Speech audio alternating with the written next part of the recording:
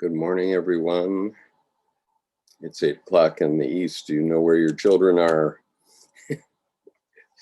Okay, so this week I will be doing part 3 of The Return of the Sacred in an Age of Terror by David Tacey. And it is found in this book, Jung's Red Book for Our Time, Searching for Soul Under Postmodern Conditions, edited by Mary Stein and Thomas Arst, and this is volume 2 of the series. Now, last week we ended with a thought by Rilke, and so I want to just reread that last paragraph that we covered last week, and then I'll go into the next phase of this, which gets very, very interesting. And so let me just want to make sure I'm seeing what I'm seeing. Okay. All right. So this is the paragraph that we finished with last week. The soul, says Rilke, is like a towering angel that stands over against us and yet offers transformation if we surrender to it. The soul is, quote, the beginning of terror, which we are barely able to endure, and we are awed because it serenely disdains to annihilate us. Every angel is terrible, and so I hold myself back and swallow the cry of the darkened sobbing. That, unquote, that, I suspect, is what most of us do. We retreat from the darkness of the soul, swallow our anguish, and refuse engagement. In another poem, Rilke writes that whoever is beaten by the angel emerges strengthened. Winning is not what we should seek, but being defeated decisively by constantly greater beings is how we develop as spiritual beings. In the same years that Jung began his Red Book, 1913 to 1914, an epic on the soul's eruption in modern times, Rilke was writing poetry on the annihilating and transformative forces that eclipse the ego. Okay, so that's what we finished on last week. And so now I'm going to begin the new material.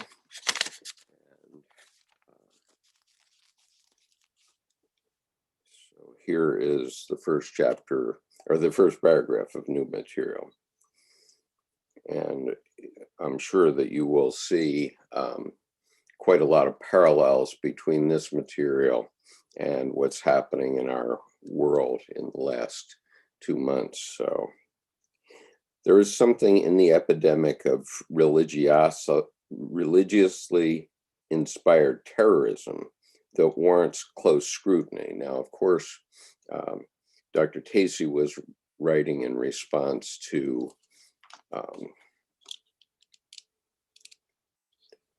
terrorism that was inspired by fundamental Islam, but the terrorism that we have seen recently in the U.S. Also applies. So I'll read this sentence again. There is something in the epidemic of religiously inspired terrorism that warrants close scrutiny. On the face of it, terrorism has nothing to do with the return of the sacred. In fact, it is a sign of the desacralization of the world and the misuse of religious ideas to serve ideological purposes. Secular commentators offer explanations based on economics, politics, and cultural conditions. But there is a dimension of terrorism that is not being noticed. I do not mean that the jihadists are inspired by God, as they believe, but that there is a symbolic element in their behavior that is important to understand. They are not the deliverers of divine judgment or emissaries of the sacred, but carriers of a pathology that has its origins in the religious crisis of our time. There is meaning in terrorism, not because of their heinous ideology, because of what lies behind it. And so he's setting the stage for talking about what is the sacred and how it comes forth. And there's a wonderful book called Sacred Chaos that is by Francoise Kane, Kane. It's out of print, but you might be able to find a used copy somewhere. And that book is a wonderful explication of the chaos that we all feel in our own psyches. And so I urge you to take a look at that book because it talks about the symbolic element of what's going on in our own psyches. And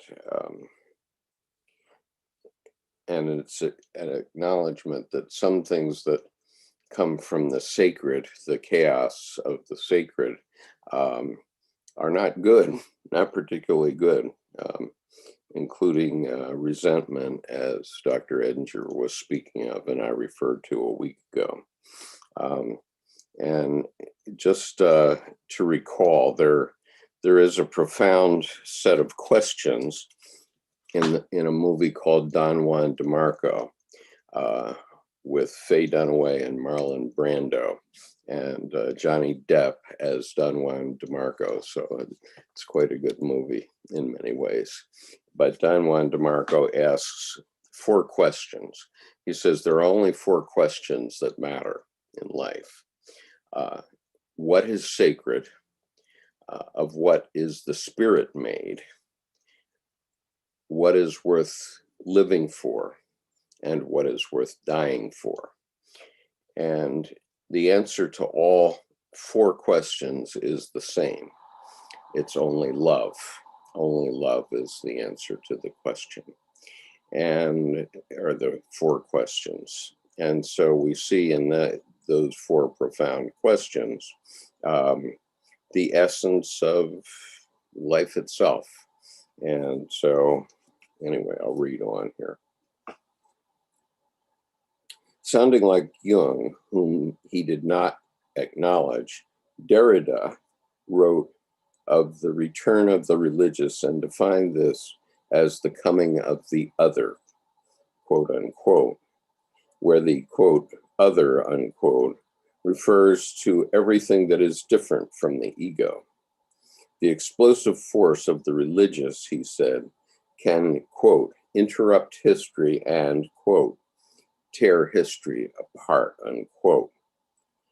In this eruption to the ordinary course of history, we have to, quote, be prepared for the best as for the worst, and the one never coming without the possibility of the other.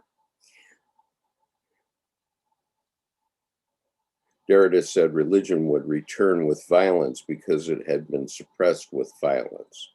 He spoke of religion rising like a tumor in society because so much had been ignored about our relation to reality. I'll just keep going. A pressure builds up in the soul, which can explode at any point. Quote, religious resurgence imposes itself upon us to suggest the redoubling of a wave that appropriates even that to which, enfolding itself, it seems to be opposed.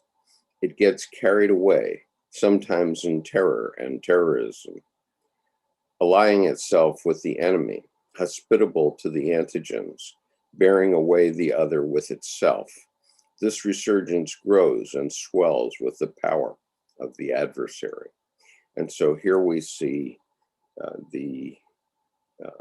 if you apply these words and these paragraphs to our eruption on the Capitol grounds last month, you really see what he's talking about, because as Edinger said, a resentment will build up in the psyche, and that is really the cause of terrorism. And as we saw, in effect, Donald Trump had created a religion around himself. The only problem is he didn't really know what was going on himself in this context, in the deep psychological context. He had read Mein Kampf, and so he knew what the pattern was, that was played out in Germany between 1923 and 1945. And he had studied that carefully, but just because you have a pattern that somebody else made to build a bookcase, and you can draw the pattern onto a piece of wood and then saw it out. Donald Trump had about that understanding about the building of the bookcase. He didn't have any sense of the love of building the bookcase that the original pattern maker would have had. And so he didn't have a strong relation to the military, for example. He thought he did, but he didn't. And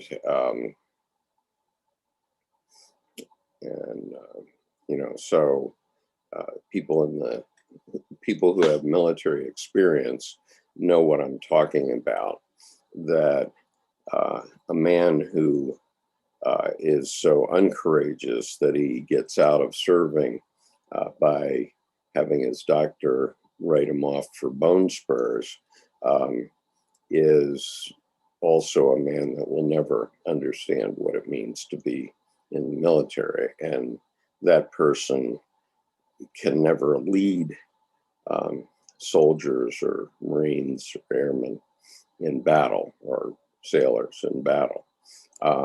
And so, that isn't to say that there aren't a few who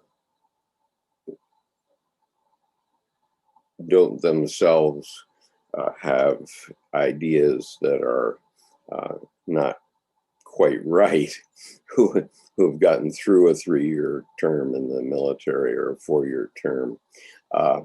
But by and large, that does not exist. And so just because they play ruffles and flourishes doesn't mean the band thinks you deserve ruffles and flourishes. And this is the fundamental error of Donald Trump, and he and some people in the United States, there's 330 million of us, and a few of us have been misguided and misled by his ideas. But as we saw very clearly on January the 6th, those people don't really have a connection to what they're trying to do. So they stormed into the Capitol, but they didn't understand that they would not be allowed to do the things that they were doing. And of course, it could have been much worse. It could have been much worse in terms of murders and so on. But it was clear as the people were being asked going toward the Capitol, why are you doing this? And they were totally inarticulate. They couldn't describe it. And, this is this religious resurgence that imposes itself. So these people believed in this demagogue, and they couldn't get themselves out of it. And so they just forged ahead. And so that builds up in the soul. And, as I've said in previous weeks, I have resentment too. And I agree with many of their complaints in terms of their resentment. And we're about to see in the state of Texas how that resentment is going to come back in spades against the GOP for not requiring proper maintenance of the electrical grid.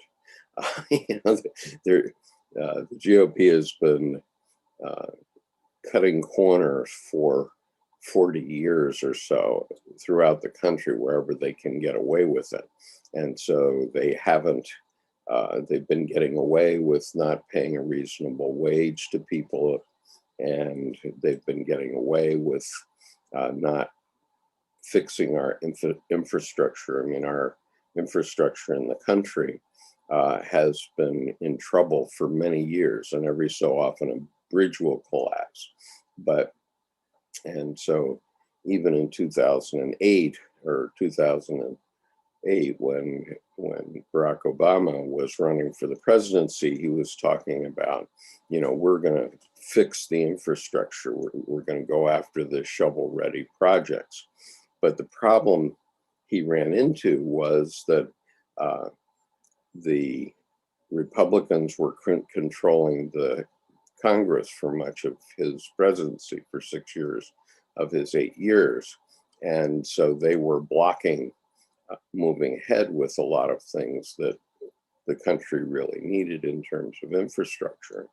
And we still haven't addressed them because the Republicans have held back the kinds of things that governments are supposed to do to create an infrastructure so that we can live our lives and develop our businesses and so on. And so now those birds are coming home to roost, and the state of Texas has been seeing that in the last week, very unfortunately. And so it remains to be seen whether Texans or other people around the country will start to see how hollow the Republican promises are, because they keep many of their voters distracted by talking about things that really don't matter to the Republicans. For example, abortion rights. Well, here's a reality check for you.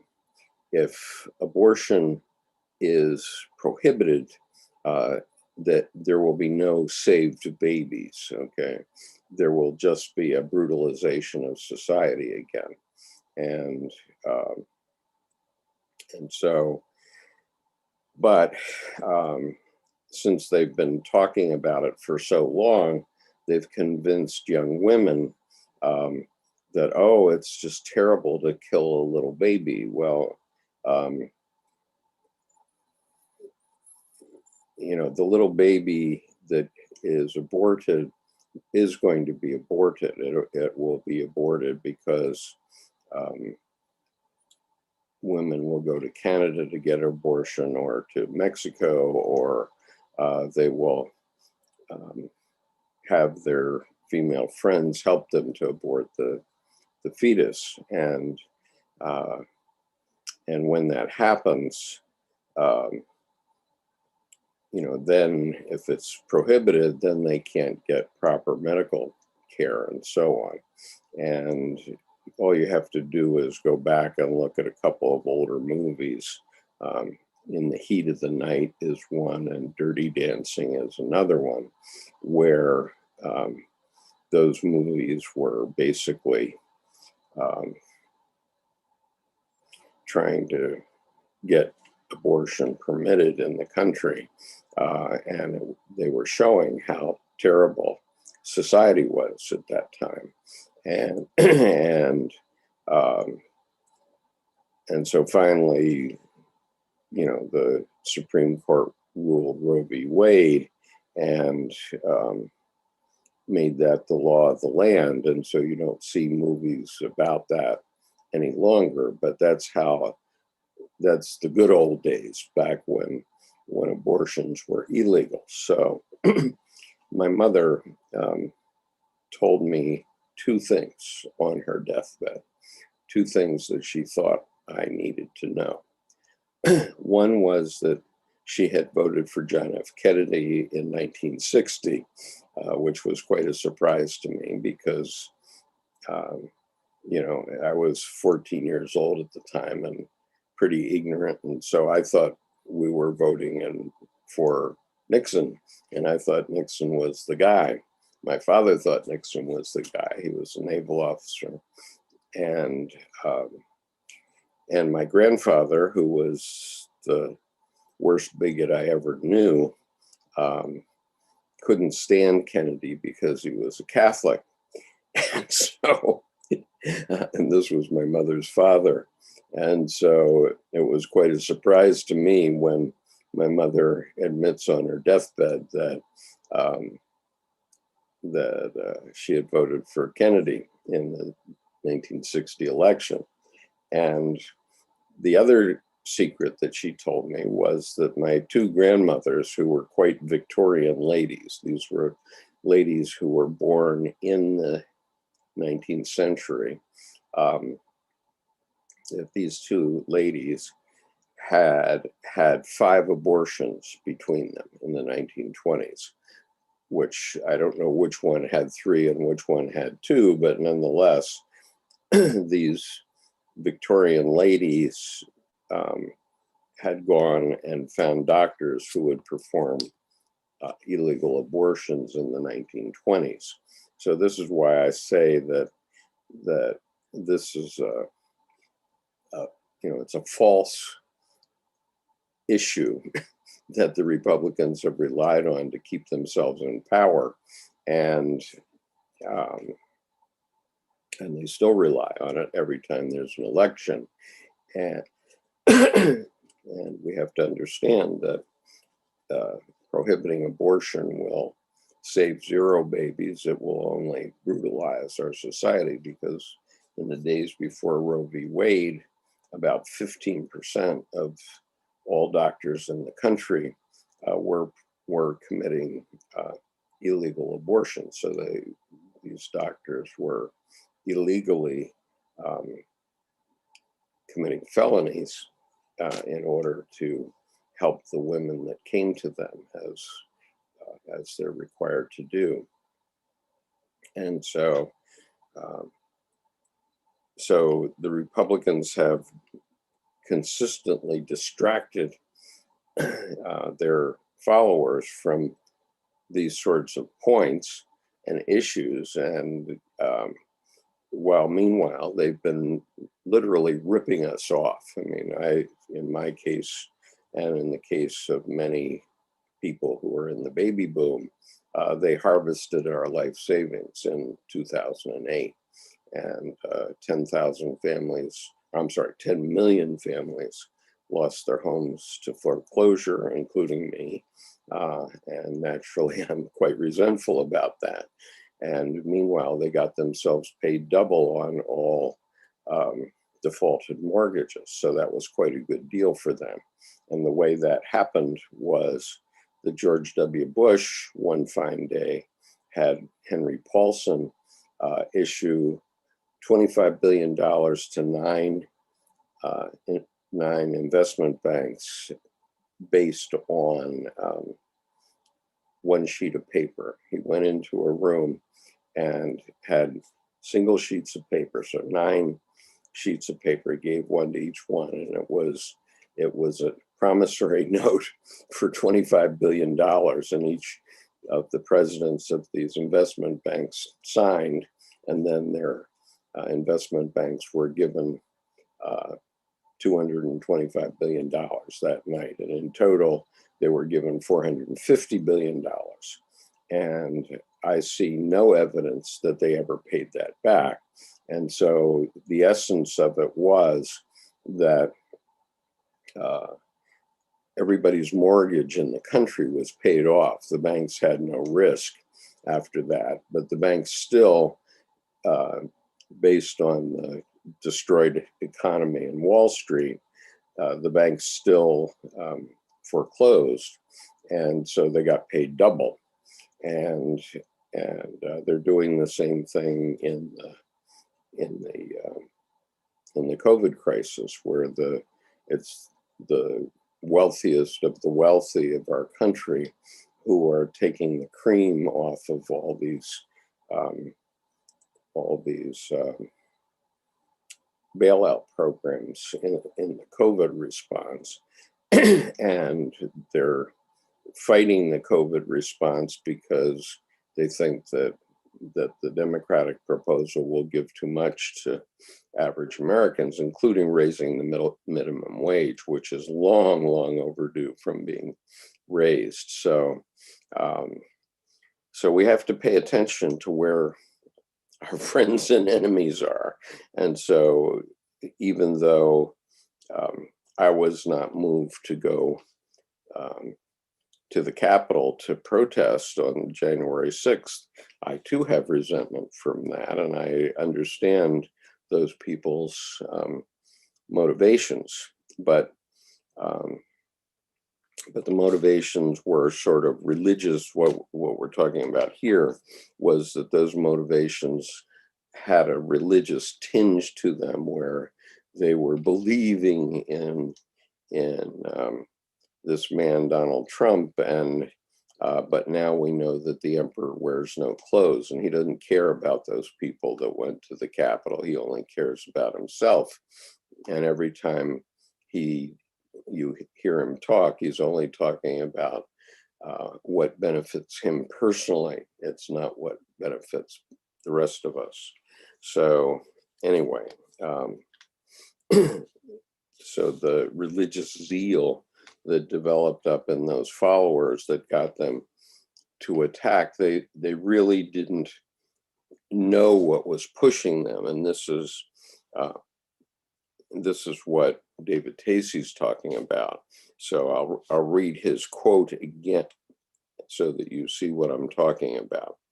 A pressure builds up in the soul which can explode at any time. Quote, religious resurgence imposes itself upon us to suggest the redoubling of a wave that appropriates even that to which, enfolding itself, it seems to be opposed. It gets carried away, sometimes in terror and terrorism, allying itself with the enemy, hospitable to the antigens, bearing away the other with itself. This resurgence grows and swells with the power of the adversary. And so we've definitely seen that in our country in the last 2 months. So going on. Originally associated with nihilistic postmodernism and still claiming to be an atheist, Derrida was driven to prophesy at the end of his life. How strange, he said, to find, quote, the return of the religious not without relation to the return of radical evil, unquote. The post 9/11 celebrity atheists would argue that religion and evil are aspects of the same thing, but this is not Derrida's point. His point is that the religious impulse has been made evil by the conditions in which it has been violated.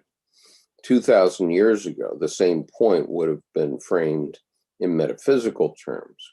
We have incurred God's wrath because of our betrayal of him.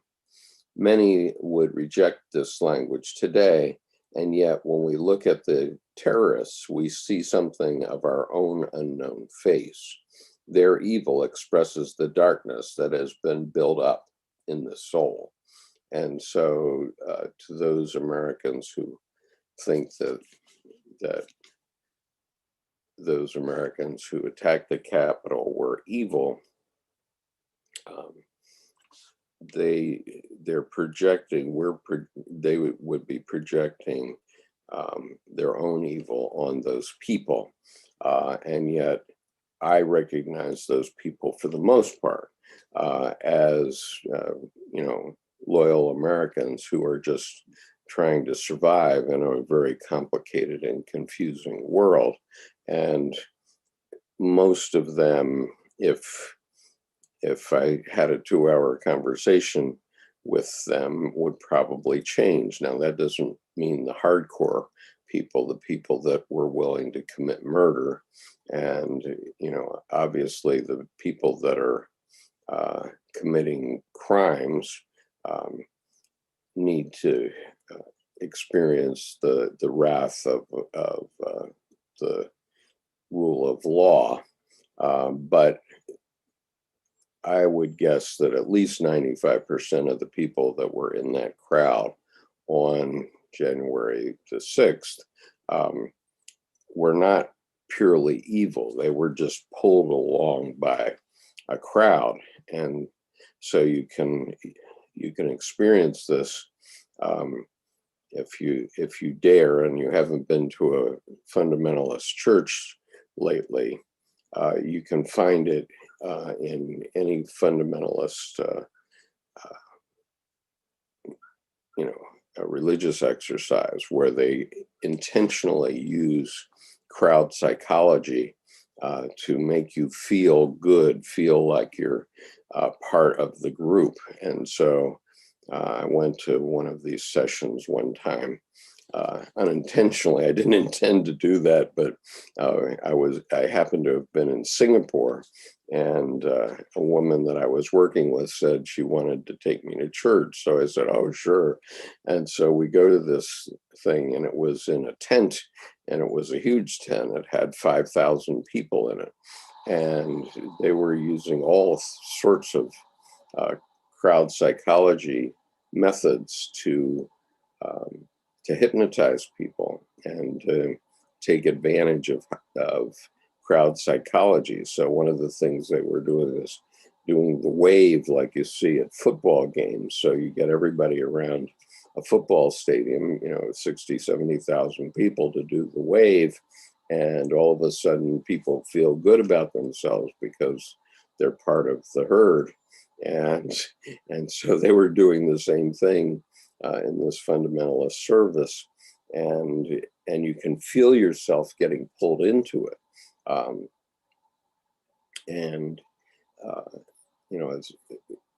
It's it's like Odysseus getting, or I guess it was Odysseus who had him, or Ulysses who had himself lashed to the mast as he went by the rocks with the sirens, because he wanted to see what it was, how they were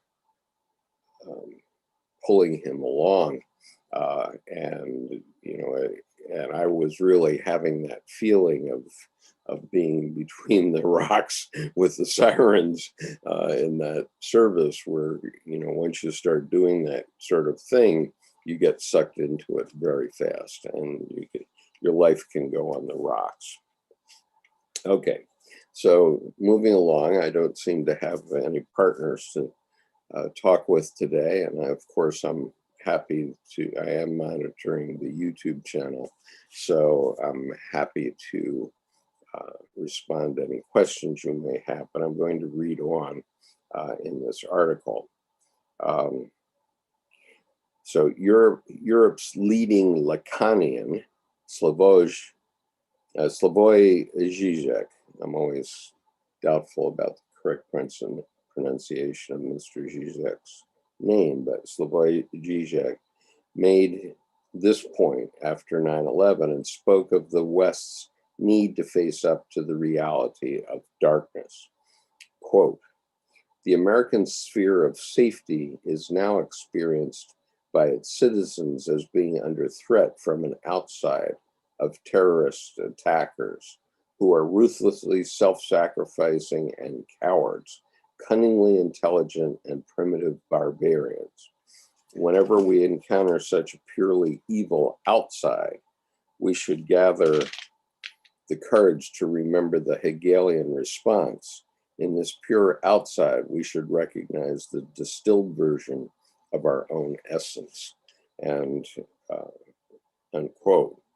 So obviously that's what I've been talking about in the last few minutes, where we see loyal Americans who are carrying American flags and so on, who who think that they're protecting the country. And we see that as evil. And yet, as I've been pointing out, even I have the kind of resentment that they have. But for my study of Jungian psychology, I might well be down on the Capitol steps myself. And so I can admit that. And so we all have to examine our own souls. Okay, so going on, a century before Derrida and Zizek, Jung was making the same pronouncements.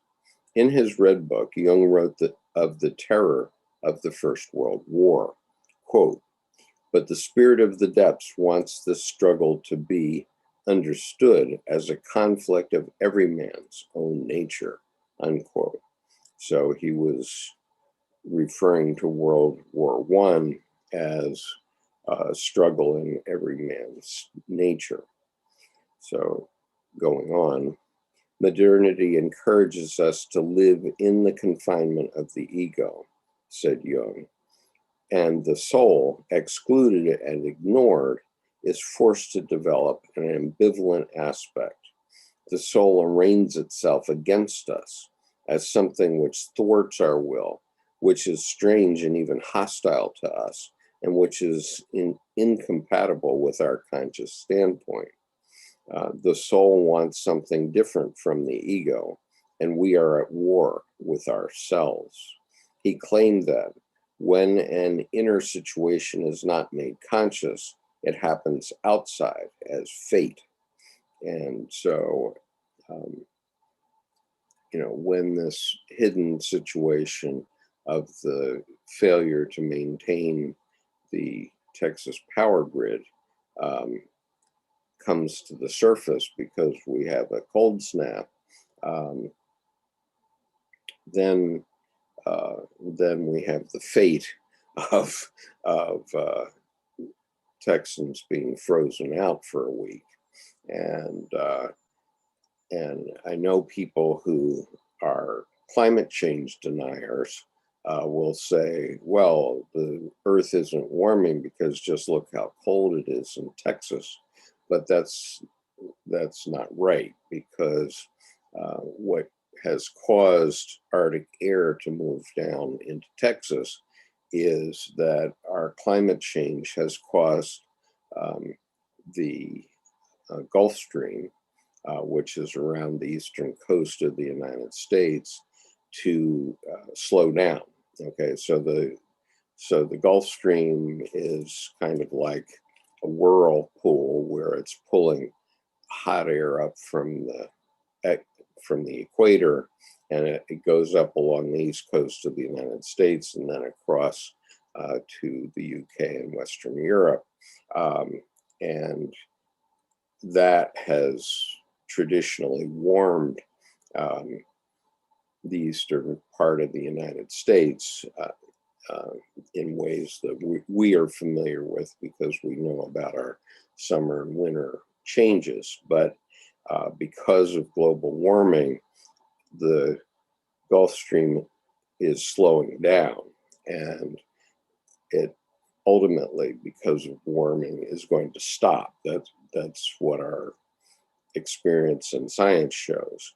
And so when the Gulf Stream isn't there to warm the southern part of the United States because it pulls hot air up from the equator, then Arctic air naturally does come down and fill in the United States. So we can expect more events like this in the future.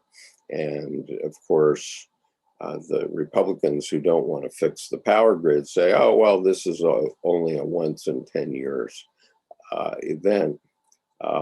But in fact, it's going to be a much more frequent event. And so anyway, good morning, Yuan. Nice to see you. It's been little lonely here in the panel, but I'm glad you're here now, and thank you for joining today. Um, and so I'm yammering on about the essence of terrorism. So anyway, let me read a part of that again. The soul wants something different from the ego, and we are at war with ourselves. He claimed that when an inner situation is not made conscious, it happens outside as fate. And as I said, we're experiencing um, that in Texas because we didn't become conscious of the consequences of not maintaining the power grid properly in the state of Texas, and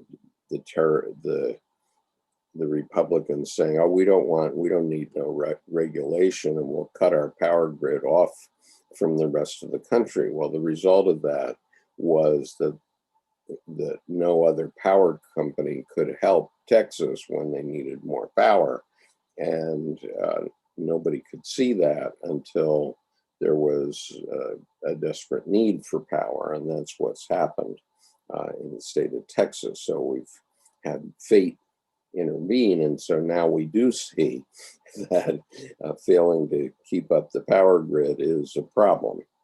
And so going on, to what extent then is the scourge of terrorism an externalization of an internal dynamic? Um, Jung said the world must perforce act out an inner conflict and be torn into opposing halves. And so, boy, oh boy, have we ever been torn into opposing halves in the last 20 years, especially. Um, and then Tacey goes on, I am not claiming any causal connection between our spiritual situation and the world crisis. In synchronicity, quote, no reciprocal causal connection can be shown to obtain between parallel events. The only recognizable and demonstrable link between them is a common meaning or equivalence.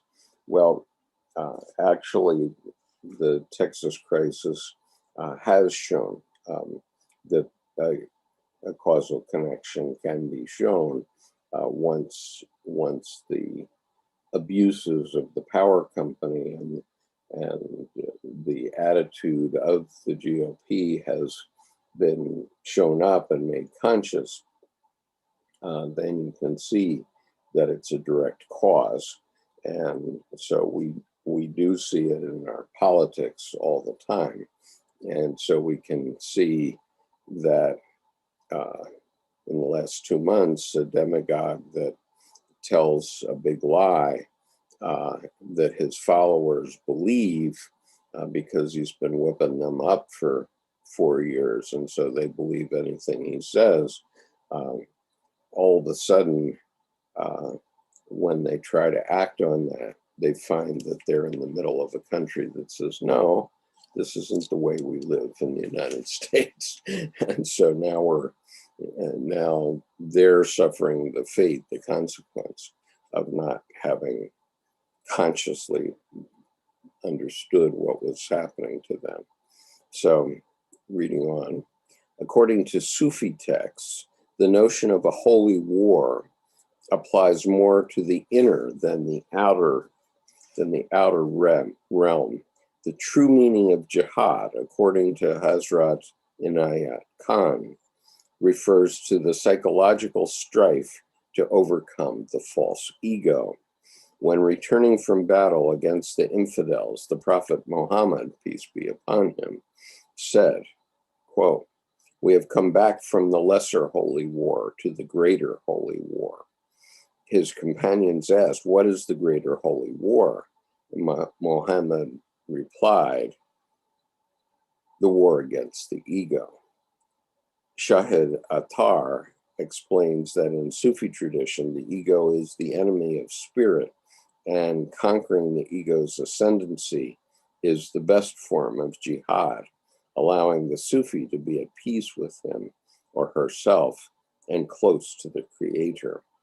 So this is the point that many Muslims made at the time that we were particularly worrying about quote unquote jihad, is that the jihad refers to this inner war that was known very well at the time of the Prophet, peace be upon him, that the greater war is the war with ego.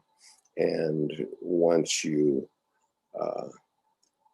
that war is won, then you can have a spiritual aspect to yourself.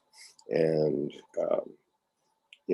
like all American men, especially American Marines, I readily acknowledge that I had a very powerful ego during the first half of my life. And that got crushed back by a number of traumas. And so then I was able to listen to what Dr. Jung was saying and to understand my own self a bit better.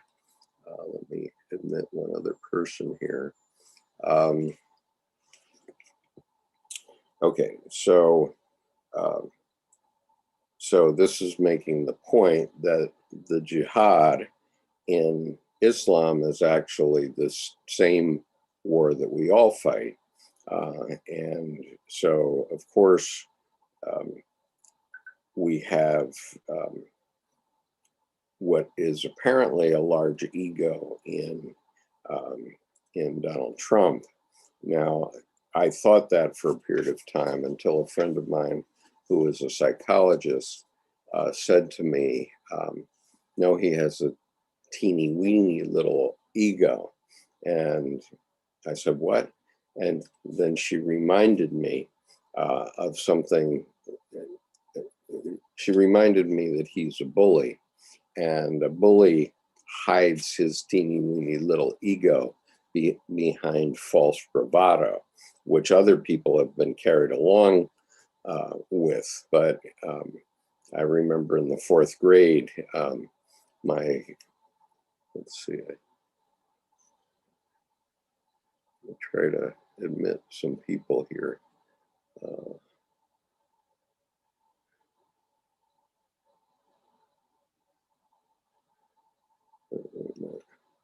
That's not right. Okay, I guess I lost somebody, unfortunately. Turn on the chat. So Vivian asked me on the Zoom call, can't see others, anyone there? It's just you and me right now, Vivian, but one other person was trying to join, and I thought I had admitted her, and she's still showing as an attendee, but maybe she dropped out. Okay, so we have to understand that even Christ had a thought in Gethsemane that he had to survive. His ego had to survive, and he was saying prayers, and his disciples couldn't stay awake with him. And finally, the angel came to him in Gethsemane and comforted him, and he went on to the cross. So he was allowing his ego to be defeated. But most people don't understand that this is basically the same experience that we all have to have, okay? That we all have to sacrifice our ego in order to have a spiritual life, which we're required to do because it's instinctual. So going on, according to Thomas Cheetham, Terrorists have misunderstood the symbolic nature of their quest and the call for jihad and are externalizing this battle. And so that is what we have seen, both in the people that attacked the World Trade Center and the people who attacked the Capitol. They're all people who haven't won the war with their ego, if you will.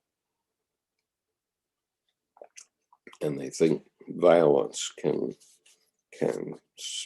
be sufficient.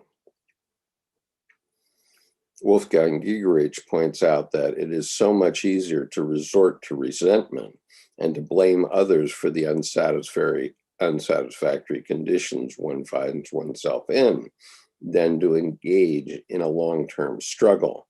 So much easier to act out by detonating bombs than to interiorize and integrate. So we see this very clearly in Donald Trump, who every time he is accused of doing something, he always blames someone else instead of recognizing his own complicity. And his followers are all doing the same thing, the ones that are prepared to do something like attacking the U.S. Capitol. And so they think it's easier to attack the U.S. Capitol than to solve the problems in their own community and understand what is the base cause of the problem. So, for example, in the Texas situation, we will hear the GOP people who control Texas blaming everybody else. Governor Abbott blamed Alexandria Ocasio-Cortez for the problem. Well, what does she have to do with it? Yes, she's talked about the Green New Deal, but the Green New Deal has not been implemented or adopted anywhere, and she has absolutely zilch to do with the situation in Texas, which has been caused by cutting corners in the grid and by neglect of the government. So anyway, so going on, it would seem that the misunderstanding of jihad is called forth by the West's refusal to engage with the sacred.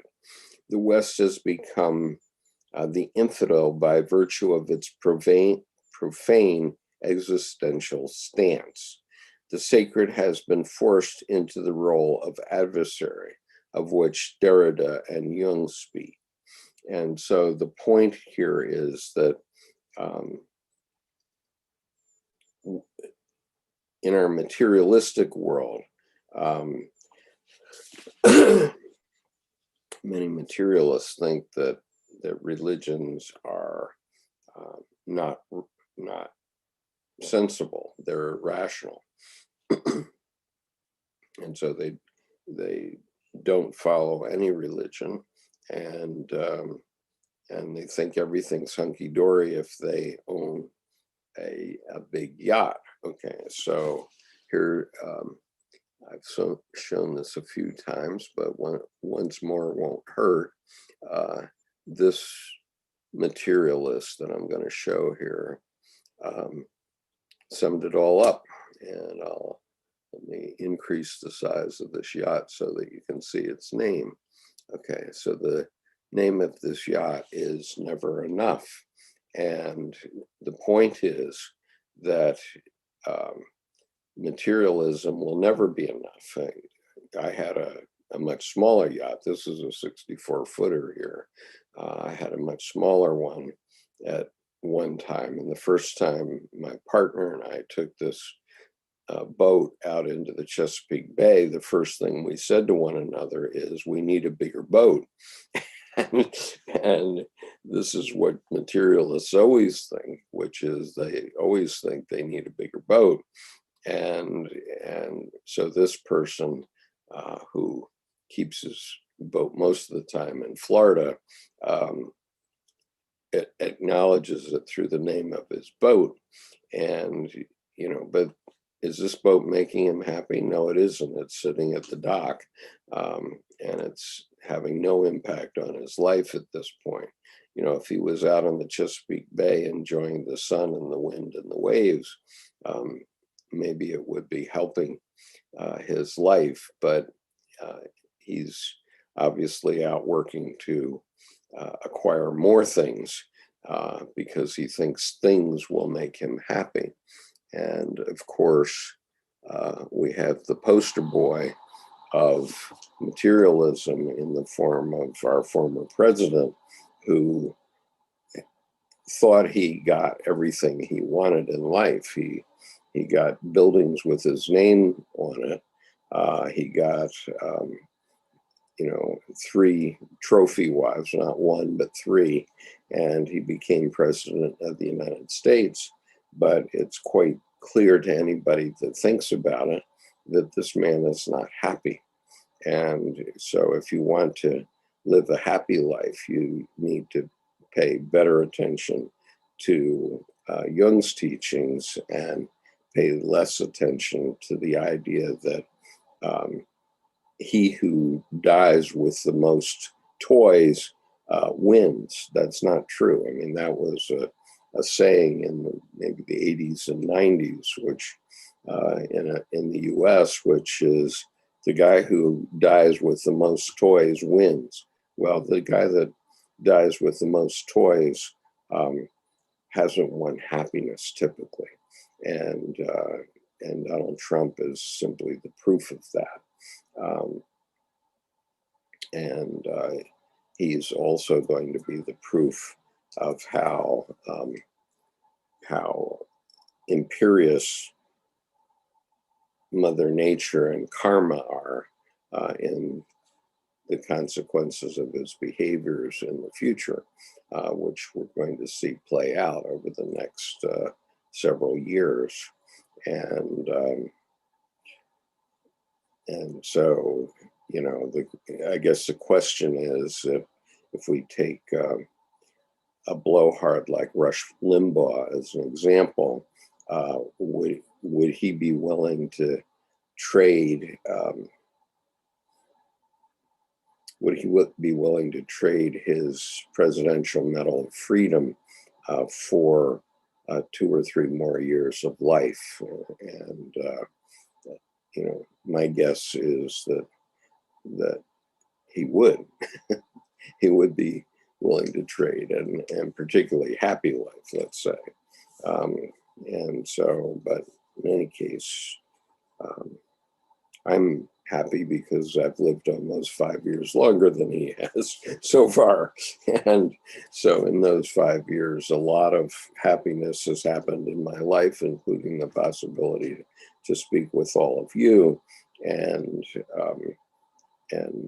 Rush has lost his audience, as is evident. Okay. Let's see.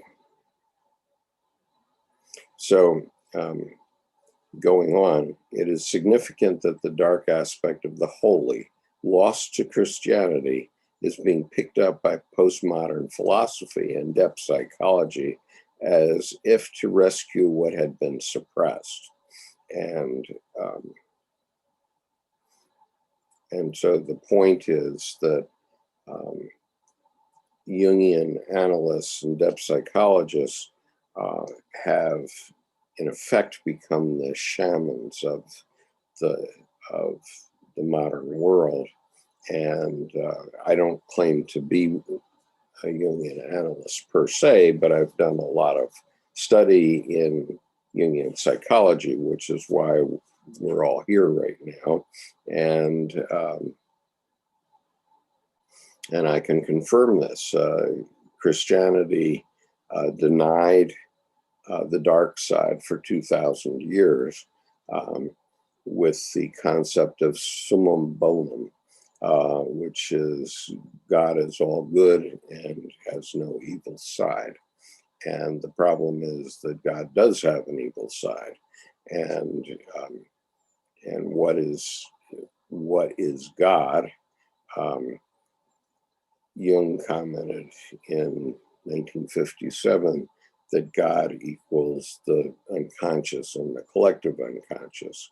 And so we see the evil side of that God when people are taken away by the wave of what Trump was hoping to happen, which was that they would prevent the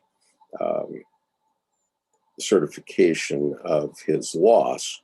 And when that doesn't happen, because most of us couldn't stand for it, then we see the evil in it, though. We see the evil in it. And so it will pop up even if we don't acknowledge that it exists. So the point is that these forces that are seething in our unconscious will gradually force themselves up and change things. And this happens in all countries. If people are suppressed and repressed in what they can do, then eventually they will be overthrown. The governments that do that will be overthrown. And Gandhi said this quite clearly. You can see the lines that are in the movie Gandhi, where Gandhi is fasting to get people to stop rioting in India, one of his fasts.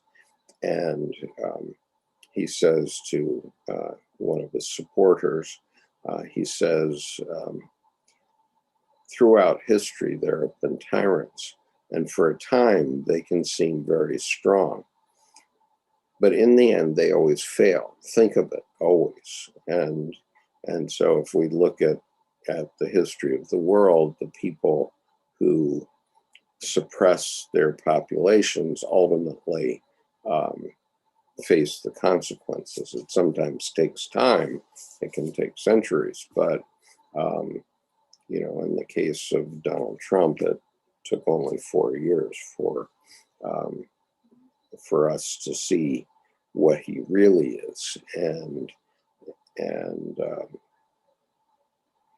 so even though there are many who might watch this video who will scream at that, that's the reality.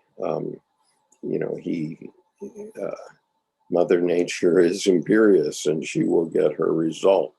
And karma works perfectly. And so in American English, that's what goes around comes around. And so Donald Trump caused things to go around pretty dastardly during his 4 years in office. And now he's going to pay the consequences of that one way or another. And the people who followed him over the cliff are going to pay the consequences too. That's what we'll see in the coming days and months. So Jung said that it is impossible to imagine that religion, which has meant so much to so many across millennia, could disappear without a trace simply because secularism has seemingly taken over. And we see that very definitely in the Soviet Union, for example, where the Soviets and the communists, Mao Zedong did this also. They considered religion a poison, and they crushed it out of the system. And this result hasn't happened yet in China, but in Russia it did, where eventually the people overthrew the Soviet system, and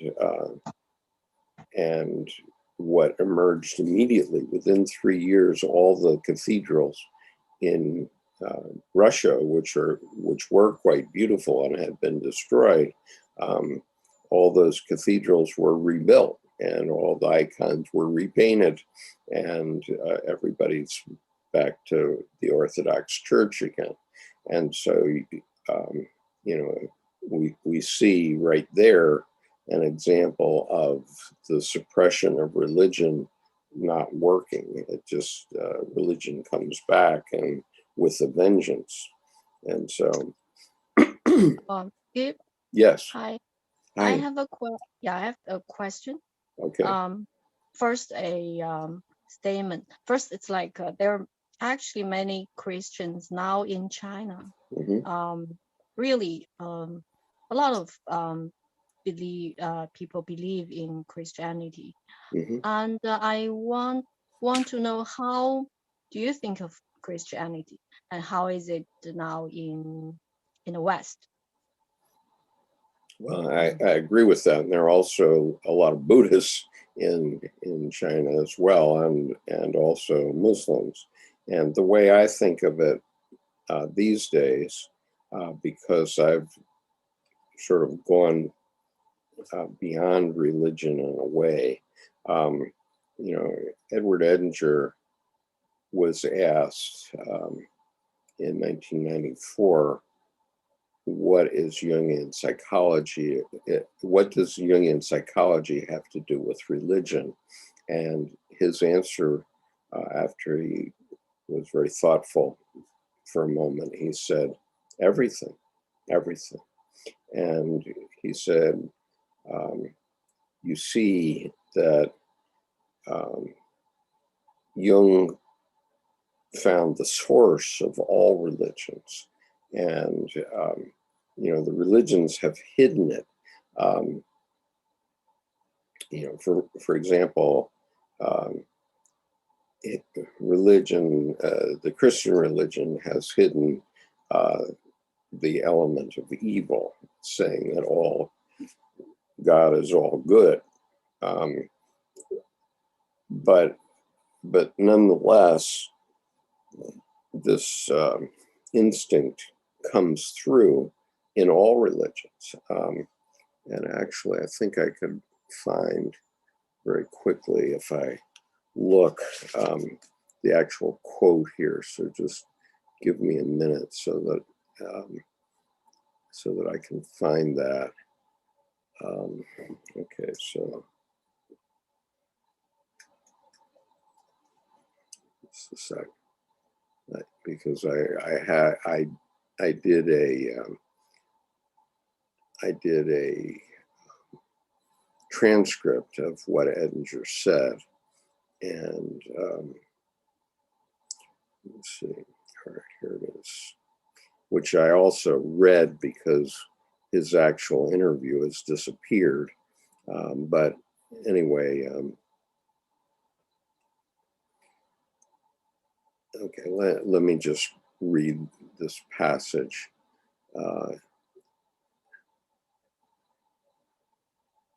He says, what does Jungian psychology have to do with religion? This is Lawrence Jaffe asking this question. And Edinger responds, everything, everything. You see, Jung has demonstrated that the religious function resides in the psyche and is an integral part of human psychology. That just means that the ego, in order to be healthy, needs to have a living connection with a transpersonal center. There are two etymologies of the word religion. One etymology emphasizes that it means linking back. The idea then would be that the religious function links the ego back to its origin, to its background, to the larger entity that it came from.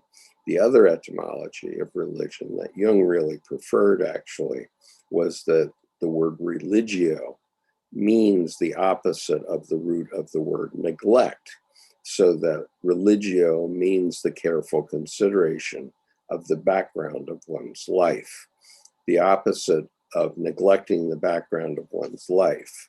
Jung actually preferred that association, although he actually acknowledged the other one which I think goes back to Augustine.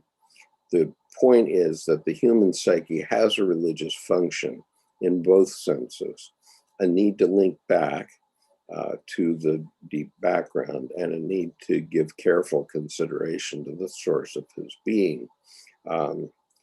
The religious process then is one in which the ego has a living organic connection to a larger whole. That, of course, is the function that the traditional religions have always served. They've done it by the collective structure and the dogmatic formulation of the whole concept of God and man's relation to God that they provide the believer. They've given the individual a religious container in which he has the sense of being connected to the larger whole. Now, modern man, particularly the creative minority in modern man, has lost that connection provided by the traditional religions because they're too concrete. They haven't kept pace with modern man's mental development, so they are not in tune with modern categories of understanding. The great service that Jung has performed by his discovery of the collective unconscious and the archetypes and the self, he's penetrated to the psychological source and basis that underlies all of the world's religions. And then here comes the kicker. He's verified and redeemed for modern consciousness the validity and reality of the religious operations as they express themselves in all religions. That's been achieved. I don't think we can appreciate the magnitude of that achievement, because what it means is that the psychological basis has been laid for a unified world. We've got the basis now for the unification of all the factional divisions among the world's religions. Once that is achieved, I think political unification is bound to follow. It's been accomplished. One man has done it. And then he says, I wish I could communicate the fact that I see so clearly concerning Jung's discovery of the basis of all the world's religions. He's achieved this discovery. By this discovery, the psychological basis for the unification of the world. Okay, now, I had years of trying to get my mind around all these ideas. And, but sorry, I now see what he means. And, sorry. Well, thank you. Thank you for your answer just now. Yeah, well, I want to expand on it a little bit more. We are having a talk on April the 21st at 1 p.m. Eastern time. So I'm sorry to say I think it's going to be at 1 a.m. your time.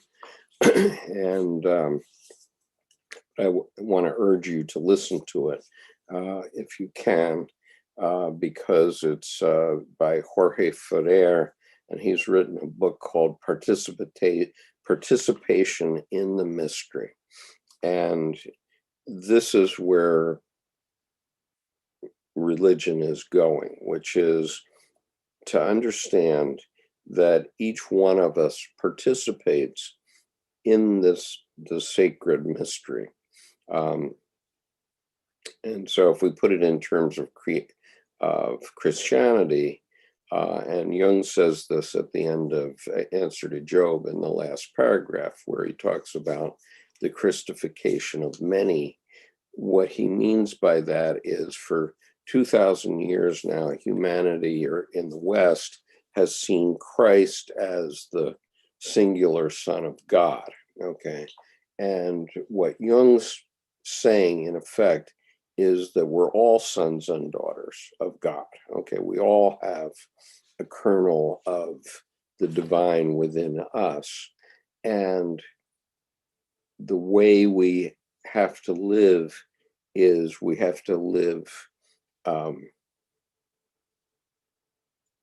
in a way that's consistent with God. So Jung favored a verse in the Bible, which is the first letter of John. It's First John. I'll put the reference here on our chat.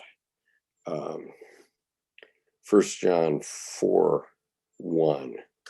I believe that's the reference. And that reference, and I'll also put it in the YouTube chat.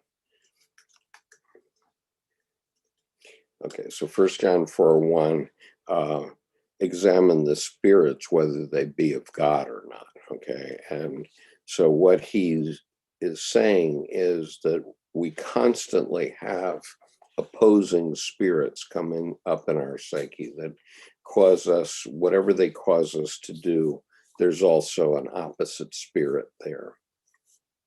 And we always need to be selecting the right side. And in point of fact, in the greater context of the world, in general, humanity has picked the right side because everything that's in the room around you, everything that's in your country that is a physical thing, is the result of that. Okay, so if I keep it in terms of the West, we can talk about a cathedral. And traditionally, a cathedral in the U.S. or in the West, took 100 years to build. It took 3 generations to build. And so, in other words, 3 generations of human beings in this one community decided that this was a good thing to spend their life doing. And so the cathedral is the physical result of that.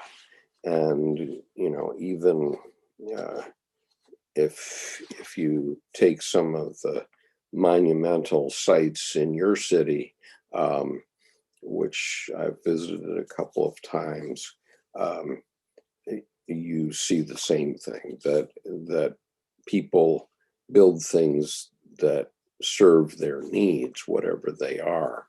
I'm not saying that everybody felt that way, but the spirit through the collective unconscious created these things, and if they were bad, you would throw them out of your life. So if you just look around the room in which you're sitting, everything that is there, every physical thing that's there, at one time you thought was good or useful, or let's say 95% of it, because of course you're having useless things like useless pieces of junk mail and that sort of thing coming into your house all the time. But what do? You throw it away immediately. And so everything that remains in your home is something that you've decided is good. And so that's the same in society. Everything that remains physically remains in our society, we think is good. So yes, we had some people that were thinking that jihad is an outward thing who destroyed the World Trade Center. But what did we do? We built a larger tower in place of it. And so obviously the collective unconscious of the United States felt that it was important to replace the essence of the World Trade Center. And that will always continue. I mean, it won't continue in exactly the same way. I mean, Notre Dame unfortunately burned last year. And or maybe it was 2 years ago, at least 1 year ago. And it unfortunately burned, but it will be back, and it will be different because some things in the original cathedral burned and can't be replaced, but other things will emerge that are equal in value or greater in value. So, so the good always is selected by human beings, and the things that that aren't good are pushed out of the system one way or another, either in your own life, everyday life, you throw away the mail that doesn't relate to you, that's just an advertising, for example, or whatever it is, but you get rid of the things in your house that don't support your life. And the same is true of, at every level of society and our communities. If something isn't serving our community, we tear it down. Just witness Trump's Taj Mahal hotel in Atlantic City. Well, it wasn't serving our needs any longer, or our idea of what we should have in our society, and it was blocking the view of the beach.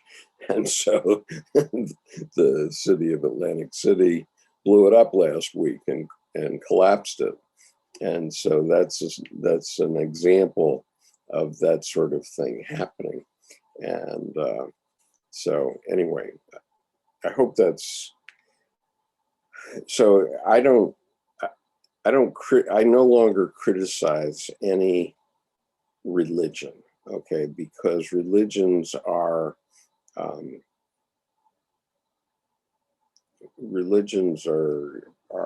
structures in which we can live our lives and deal with these things. And what I didn't understand for the longest time is that religions are usually based on dreams or visions. And so if you look at the Bible, you'll find that most of the big events were dreams or visions. And so they're exactly what Jung was talking about. And so even when the Prophet Muhammad, peace be upon him, had the Spirit come upon him so that he wrote out the Quran in great detail. That that is a kind of vision, okay? And so the religion of Islam was built up around that vision of the Prophet, peace be upon him. And so Christianity was built up upon the visions and dreams and visions of the faithful over 2,000 years. And so we have many examples of saints, for example, who, you can pick any number of them, but very often they've had a vision or a dream that gave them the strength and energy to do something special. For example, Jeanne d'Arc, Joan of Arc, who was a 14-year-old girl, and she had a dream and a vision about her role, and so she became a general of the army and led the French army for a period of time. And of course, the church leaders were intimidated by her, and so ultimately they executed her because they couldn't countenance her staying around. But the church ultimately had to grant her sainthood,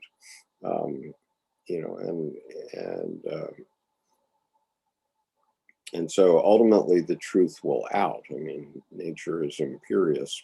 And so all the religions are scaffoldings where people can deal with the things that happen to them psychologically. So I often share a quote from Jung, so I'll do it here also because it's a very important one.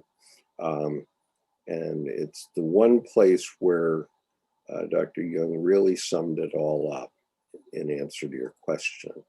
And so I will put it on the screen here. And here it is. Okay, so this is in volume 10 of the collected works of C.G. Jung, paragraph 367.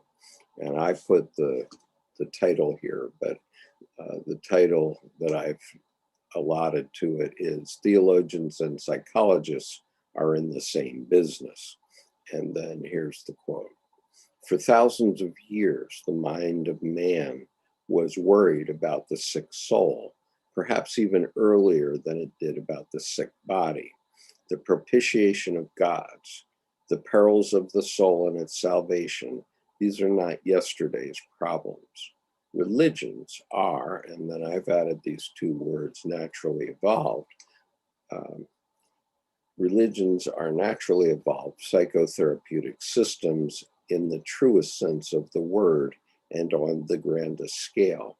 They express the whole range of the psychic problem in mighty images. They are the avowal and the recognition of the soul, and at the same time, the revelation of the soul's nature. And so that really sums it up. And did you get that link, Vivian? So that yes, okay. saw, I mean, I mean that reference. Okay, all right. And so so again, now you can see in my picture of the yacht how soulless this is. Okay, this is truly soulless. And therefore it does not bring peace to the, oh, are you seeing that? Maybe not. Are you seeing my never enough yacht there? Let me try that again. Let's get rid of this. Try again. Okay.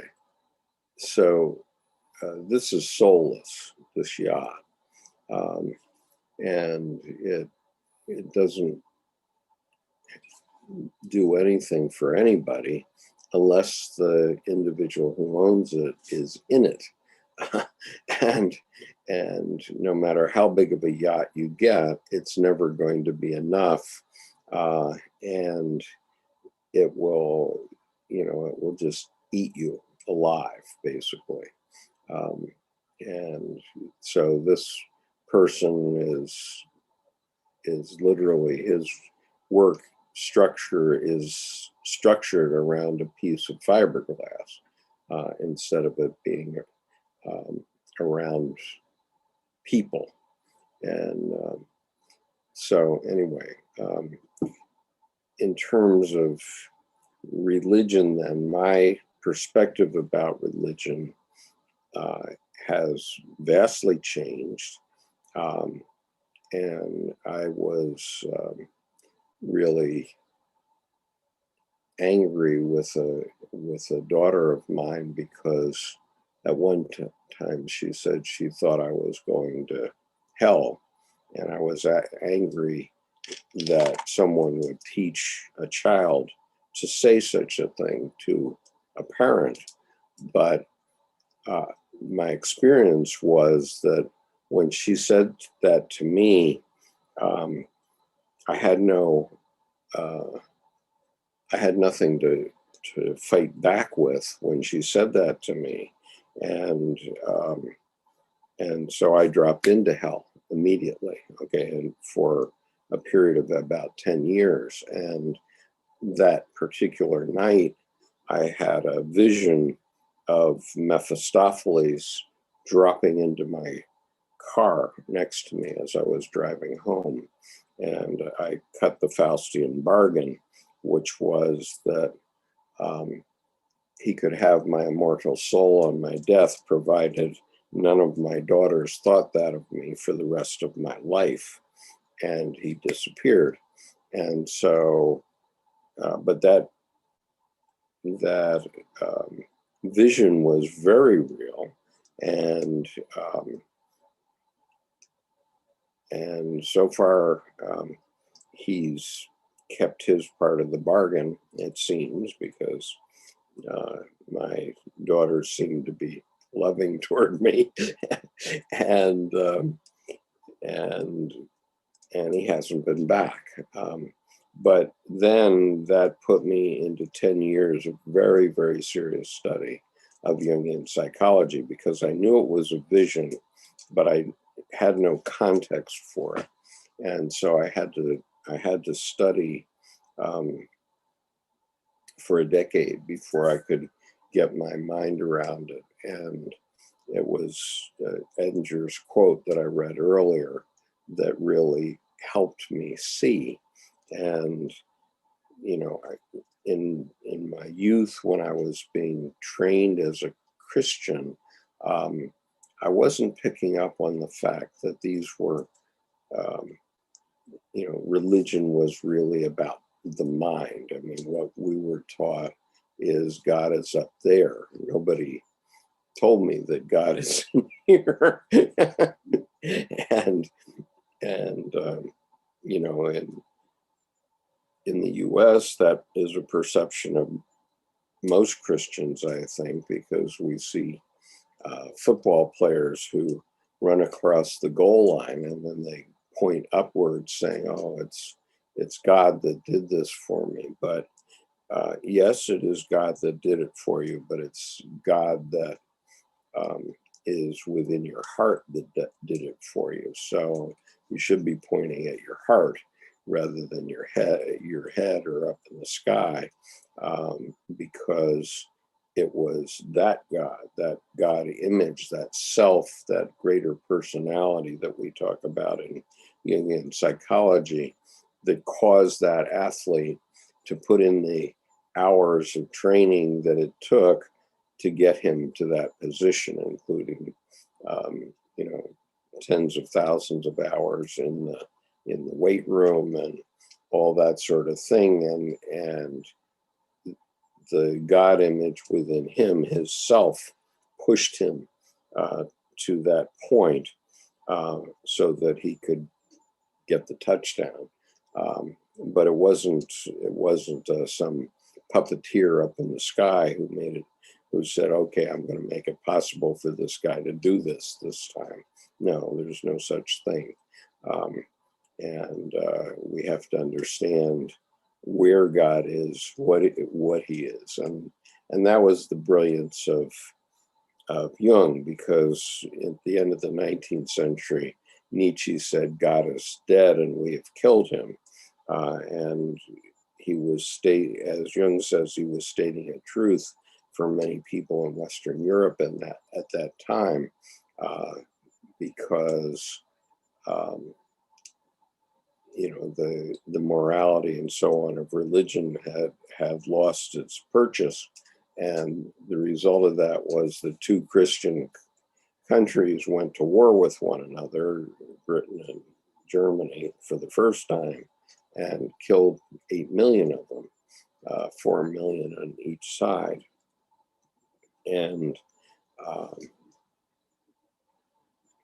so we have to understand that these are internal events, and so what happened in Germany in the 1920s and 30s and early 40s was a psychic epidemic. This is what Edinger finally tells us, that it was a psychic epidemic. And we can very clearly see that in the situation at the U.S. Capitol, which was obviously a psychic epidemic. And, people were pulled along by their collective unconscious in that group. And they almost didn't have control of their faculties when they got into the places that they thought they wanted to get to. It was empty for them. They didn't know what to do once they got there. And we're just lucky that more people weren't killed on that occasion. Now, let me just see. That's a very long answer to your question, Vivian, but I hope it's helpful. Let me see here. So Michael Wagner says, Lucifer equals the principle of light without darkness, Satan, the principle of darkness without light. The throne sits on high. At the foot of the throne, princes govern where men are divided within. Okay, I'm not going to dispute this statement. And Oleg says, destruction of Notre Dame was pretty symbolic, very much so, like a synchronicity event, definitely. And religions always were built like stone buildings, but when religion is turning into a stone, it's not alive anymore. Religion must be planted and carried like a tree or a wood ship. Yeah, in the sense that it offers a wooden ship that offers a container for the individual. So in the Navy hymn, we say the words of the Navy hymn are eternal Father strong to save, whose arm doth bind the restless wave. And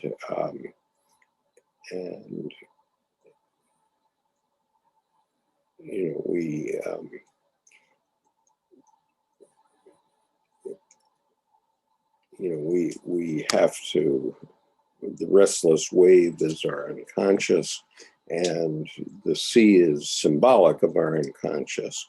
And we need a connection with the God image in order to stay afloat, basically.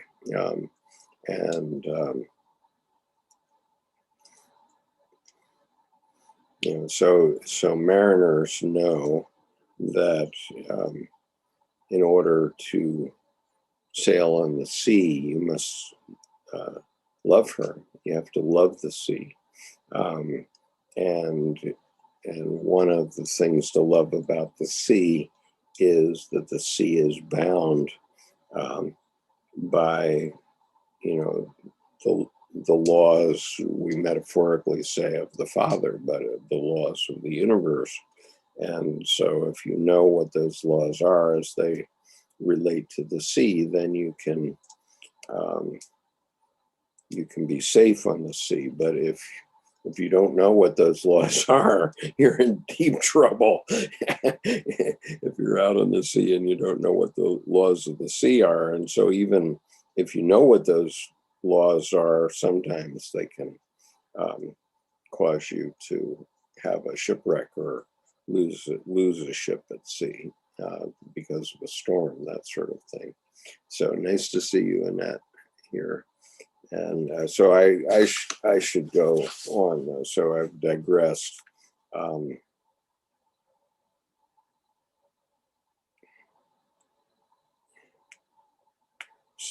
Let's see.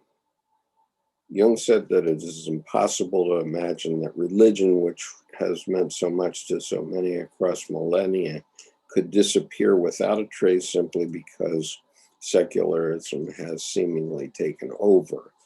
He likened the religious impulse to an instinct, and like every instinct, it has the specific energy which it does not lose even if the conscious mind ignores it. So we have this religious instinct within us, and even if you deny it and claim it doesn't exist, in point of fact, it's there.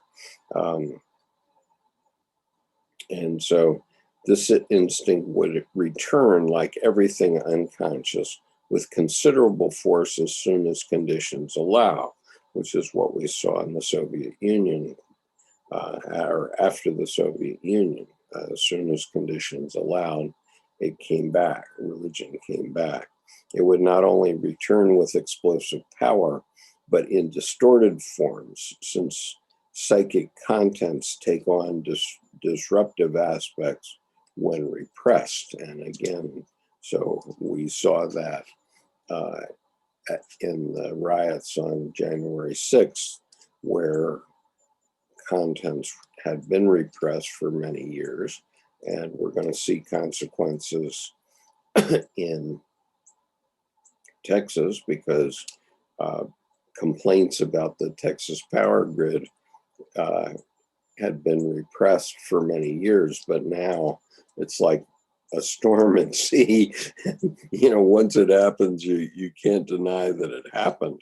And so now everybody in Texas knows how weak the power system is and not ready for further catastrophic cold events. And those cold events are caused by global warming, because global warming is slowing down our Gulf Stream. And when the Gulf Stream is slowed down, it allows these cold blasts to come down from the Arctic and get farther south. Okay, so reading on here.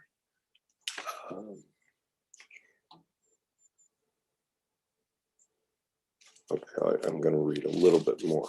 Okay, society has broadly accepted Freud's theory that sexuality returns in distorted forms, such as neurosis, hysteria, and criminality, when it is not made conscious in individuals.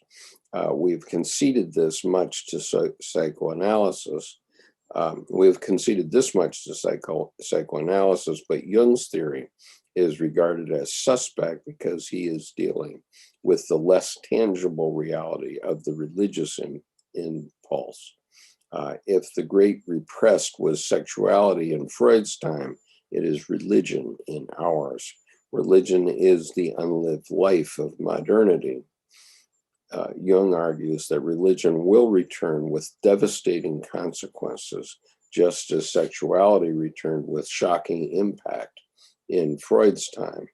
Postmodern philosophers have ignored Jung's work, but what they are saying is identical to his thought of 100 years ago. Derrida's colleague Gianni Vattimo wrote, quote, "In spirit, something that we had thought irrevocably forgotten is made present again. A dormant trace is reawakened, a wound reopened, the repressed returns, and what we took to be an overcoming is no more than a long convalescence." And so what I would say is, yes, we can go back to religion because religion has provided a container for these psychological factors for thousands of years, much longer than the time of Christ, going back, at least 4,000 or 5,000 years. And we can do so with our eyes open, because there are some things in religion that we can't quite get, okay, in our conscious mind. So, for example, when I was 30 and I was a dean in the Reformed Church, or I wasn't a dean, I was a deacon in the Reformed Church. And I would go to church every Sunday, and I would come out of church and I couldn't put my finger on it, but I felt better, okay? From a psychological point of view, I felt more in control of myself. I felt more comfortable with my life. And so there are things in religious ritual which affect us psychologically that we don't necessarily know about. So so if you can accept that church leaders have developed these things over thousands of years, whatever they are, whether they're a Buddhist tradition or a Christian tradition or a Muslim tradition, the leaders of those religions have done things which worked and helped their congregations.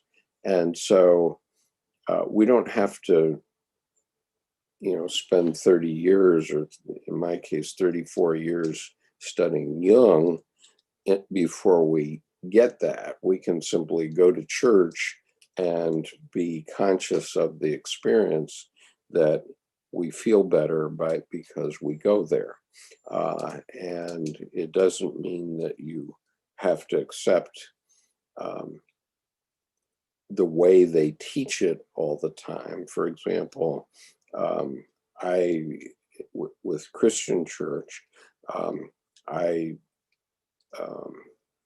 wouldn't think, oh my God, they're talking about the God up there. I would understand now that they're talking about the God in me. And so it does help me. And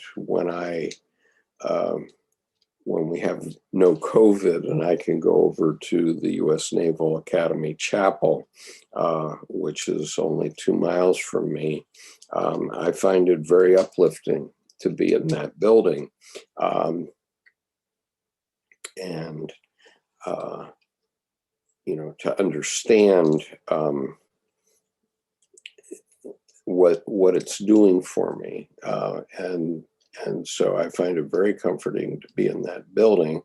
I don't believe it in the way that I did as a child, but I do believe that it works. Okay, and that's all you need to really understand, that it works. And so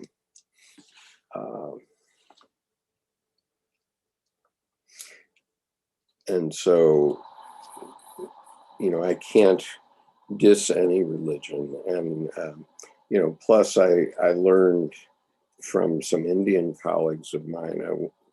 I love to go to the chapel on Easter Sunday because it seats 2,000 people, and on Easter Sunday it's always filled, and they normally will have an orchestra, maybe not a full symphony orchestra, but an orchestra in the balcony. And so the ceremony on Easter Sunday is quite dramatic and moving.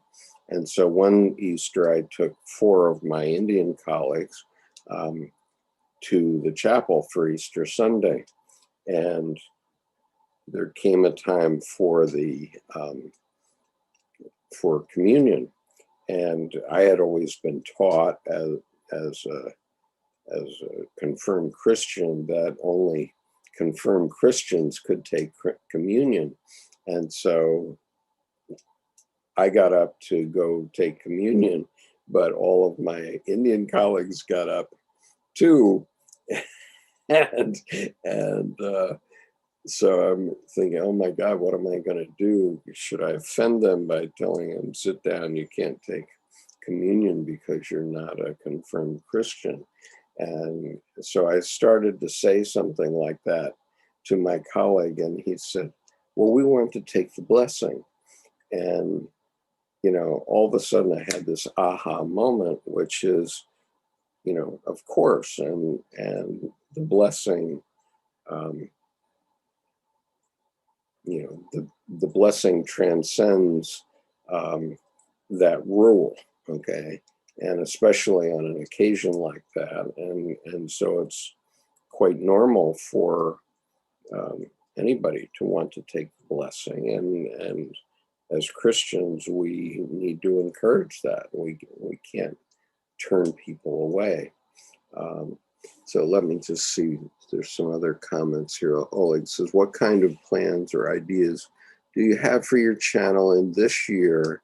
More videos about tarot cards, more videos about Jung books. Well, let's see. I don't have it in front of me.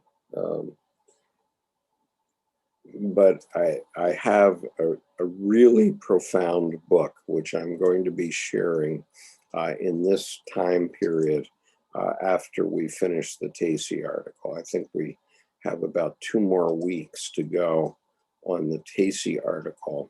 And the author of this book has given me permission to read the entire book. And I'm not going to tell you about it now because she has made me promise not to get people going to their Amazon store until she's gotten the 5th printing of her book into Amazon, so that they'll be able to buy the book at the original price and not at a scalper's price, which sometimes happens with Amazon. If they're out of the original book or it's out of print, then scalpers put huge prices on books, and they tend to increase the price. And so I will be announcing this more in future weeks. In the next 2 or 3 weeks, I'll be announcing this further. But this book is, to me, it is the best fundamental explanation, basic explanation of Jungian psychology I've ever seen. It's just a numinous book. And the author is going to be speaking to us in the Wisdom Path colloquia on April 11th and April 25th in 2 sessions. And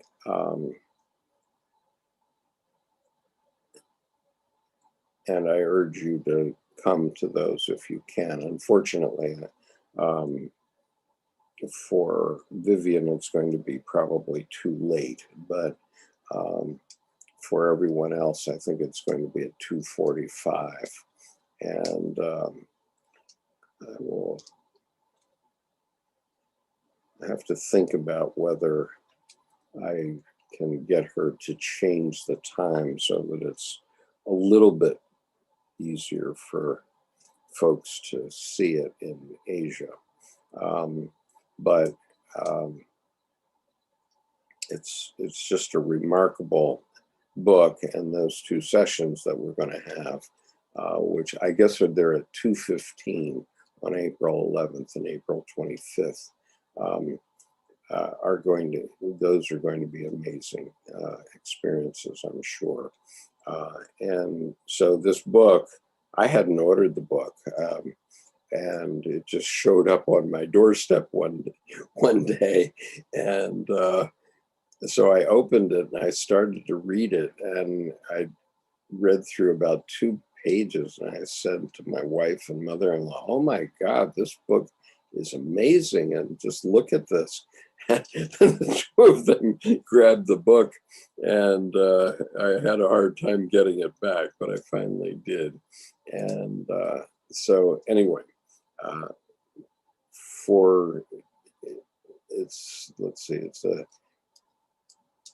it's a couple 100-page book, and I'm going to be reading it and talking about each of the points in it in this session over the next few months, the next 6 months or so after we finish this Tacey article. And so I'm only doing the Tacey article to fill in the time until the book can be reprinted in its 5th printing. And then we'll be doing that. We are going to continue with the tarot. at least probably through this year, through 2021, because we've only just begun the minor arcana. We've completed the major arcana, and those you can find in replay. And so we've started the minor arcana in the sense that we've done a overview of the minor arcana, and then we have done, in each week, we've done an overview of the individual suits in the minor arcana. So this week, tomorrow, we'll be covering the suit of Pentacles, which is physical reality, the suit of physical reality and rationality. Well, physical reality anyway, because swords is really about rationality. And so we'll be doing that tomorrow. And then after that, we're going to start looking at the minor arcana in various ways. So we'll be looking at the ones that are the aces, the twos, the threes, going forward, and talking about those concepts in different ways. And so I guess I'm guessing that we are going to be with the tarot for the rest of this year. And then maybe we'll have to consider doing something like the I Ching, because these are all divination techniques. And it's important to understand what divination techniques do for you, which is that they activate synchronicity in your life, and so they highlight things that you ought to be thinking about. So all divination techniques work this way, including the I Ching, which is a brilliant system in which Jung commented on at length at various times during his life. But what they do, if I give my general description of it, as a tarot reader, if I were to go into an auditorium with 1,000 people in the auditorium, and I threw the cards across the floor of the stage and simply did a reading off the floor without worrying about what layout I'm using, just throw the cards and see which ones land upright and which land down, and then just read them. Everybody in the room would think I had done a reading for them, but I would not know what any of those readings are. And the reason that it works that way is because the tarot contains archetypal things that apply to everybody's life. Okay, so everybody experiences the things that are in the tarot and the I Ching, and every other method as well. And so what happens is, let's say that out of a reading of 10 cards, I will touch upon 3 or 4 things that are significant in your life, so that I say, I see the Empress card, and the Empress card at one level relates to mother, okay, to the idea of mother, to motherhood, and so on.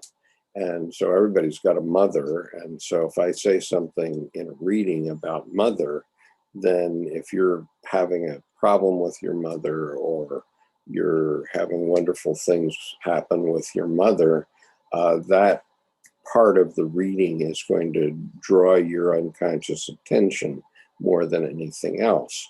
And so if I hit on 3 or 4 things in a reading that relate to you, you're going to be drawn to them. And astrology works in the same way. So, you can read the astrology column in the newspaper every day all year. And most of the time it'll be, okay, yeah, sure, like that. But maybe twice a year, the astrologer will hit bang on something that's happening in your life. And then what happens is you tend to forget the times that astrology didn't hit the bang on times, and you'll remember the times that the astrologer caught it, okay, caught exactly what was happening in your life. And so this is why astrology columns are so popular, because they do work, okay, and they cause you to change things in your life, in maybe unconsciously, but they do cause things to move around in your unconscious. So all those things work. We'll have to think more about how we do that going forward. But for the foreseeable future, and probably most of 2021, we're going to be talking about the Tarot. And that will be the Monday night session. We're still doing a Wednesday at 1 p.m. session for the advanced reading group.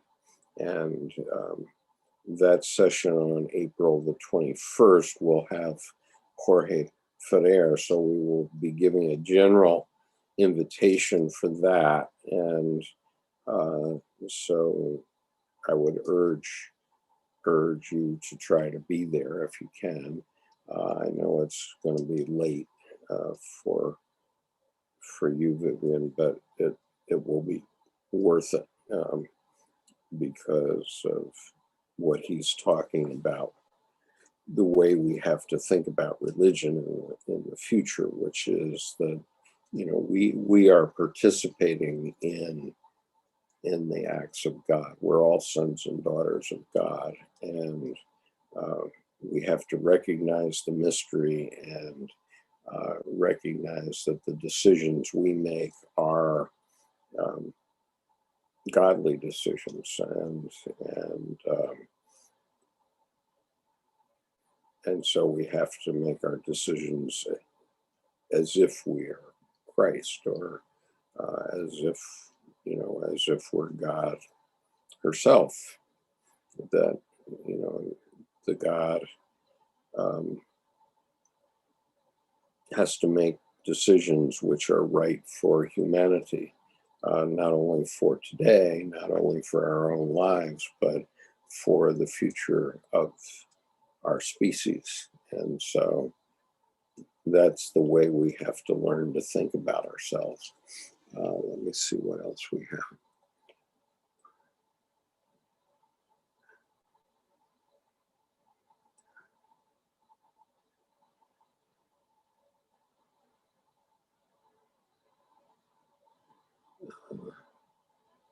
Right, so Oleg is just confirming me basically that everything what is getting too old, says Jung is turning to becoming evil. That's why we should not only agree with old ideas of church, that we it doesn't mean we need to put religion down, yes, but we need to rethink how we think about religion, is what is my point. Religion must be refreshed and rebuilt with new ideas, new views, and new wisdom.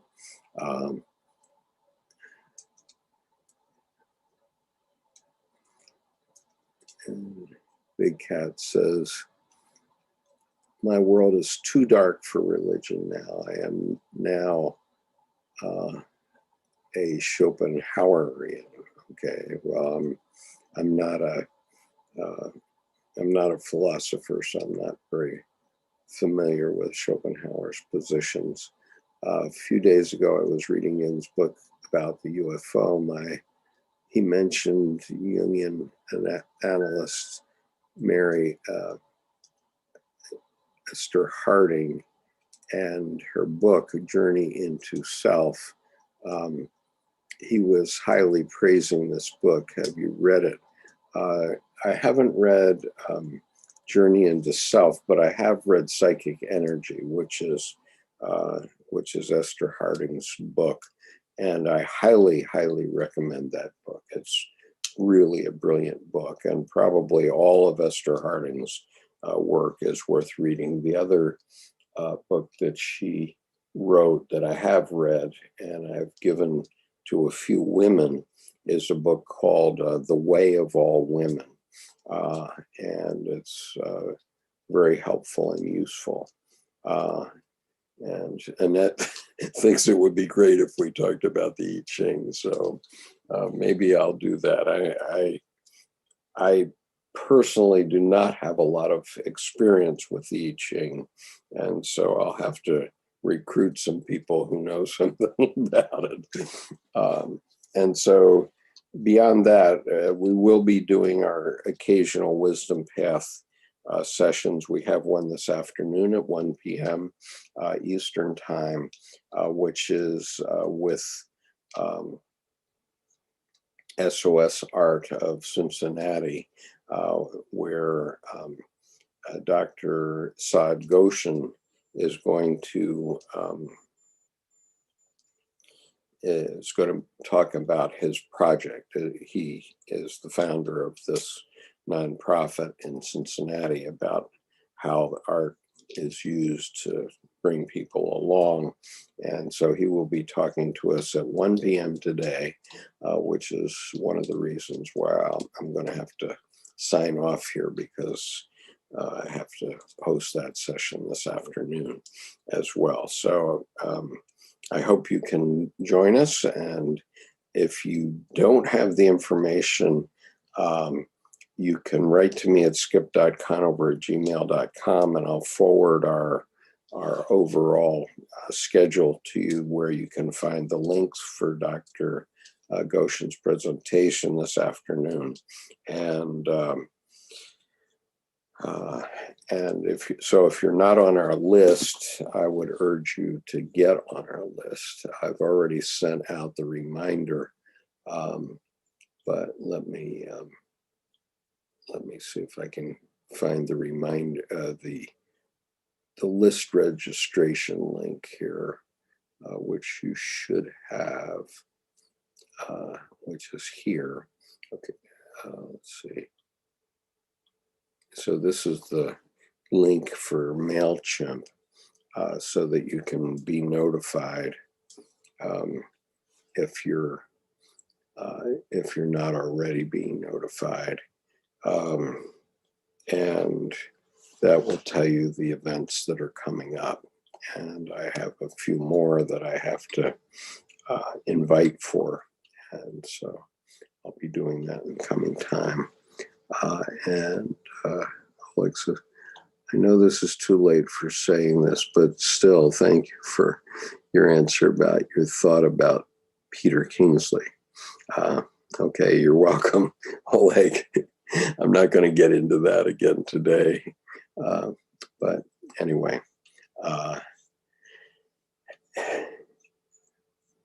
that is what I have to say for the day. So thank you for being here, Vivian, and thank you on YouTube, everyone who's watching. And I hope you can join us. Vivian, I know it's going to be too late for you, but for everyone else, I hope you can join us at 1 p.m. U.S. Eastern Time, which is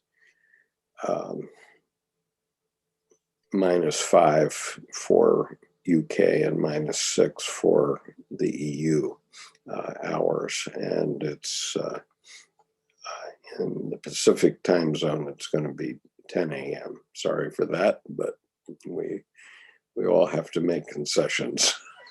So anyway, peace. See you next week, I hope.